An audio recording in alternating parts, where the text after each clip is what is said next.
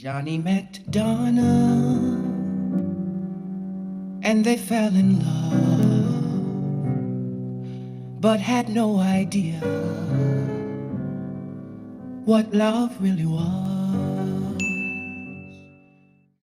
Bienvenue sur Chanel Idor Style, non moi c'est Emada. Mais façon, Johnny t'est rencontré Donna. N'importe moun ka Johnny ou soit Donna. Selon Jean yo pensé de tête yo entré dans relation qui semblait ak ça. Relation ça pas jam ta fait. Li te gen en pile comportement toxique et fondation relation pas stable. Li te rempli à trahison ak menti. On gade nan background yo pour nous ka wè racine problème là.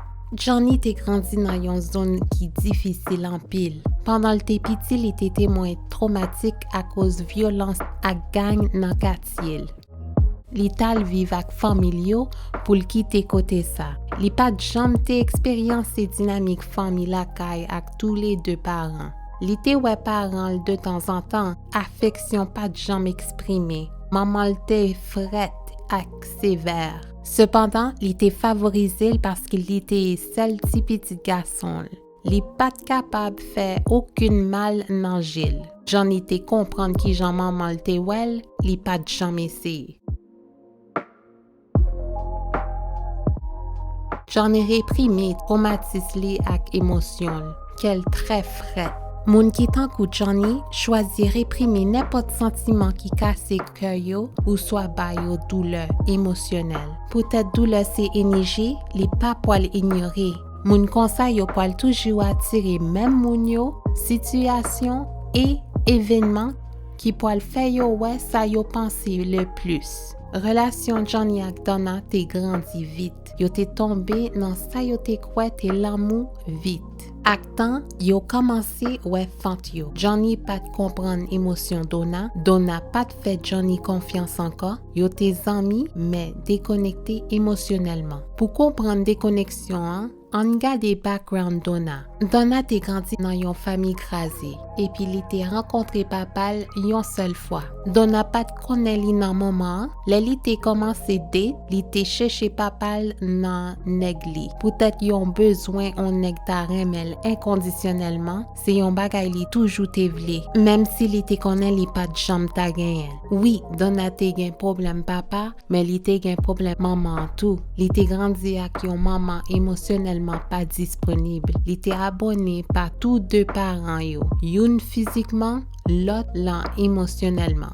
Moun qui tan kou Donna, kwa yo ka jwenn l'amour à l'extérieur de yo même. À cause façon yo te grandi, yo besoin mériter l'amour yo. Au lieu yo connaît, yo mérite remen. Yo gen tendance bay trop nan relation ak yon feeling yo te prend avantage de yo. En réalité, la bay tête li douleur parce que si yo te remen tête yo pas jam gen on feeling yo besoin mériter moun nan relation yo. Ça qui cause des déconnexions. Eh bien, Johnny pas qu'à communiquer sentiment li parce que tout ça le connaît c'est réprimé. Qui donc, li pas qu'à communiquer yo.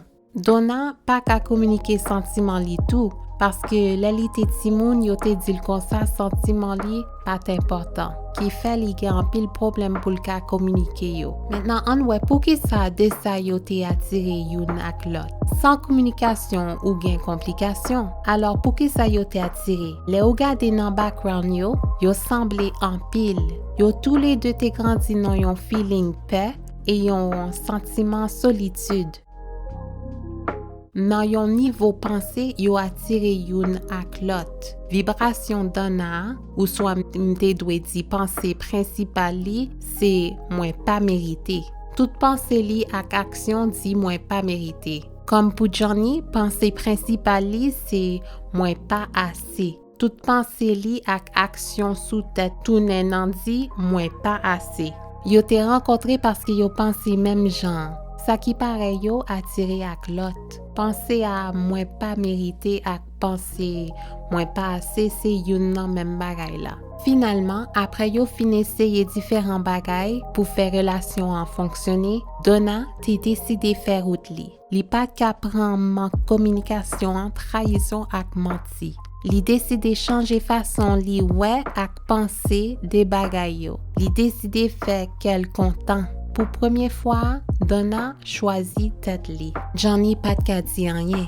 Li te konnen li te probablement pi bon pou li. Li te honte parce que li pat ka kembe parol li. Malgré yo pat youn pou lot, yo te apprend en pile nan relasyon sa. Et yo choisi un pi bon pensée pour tête yo. Et c'est ça qui fait que relasyon sa pa égal ego.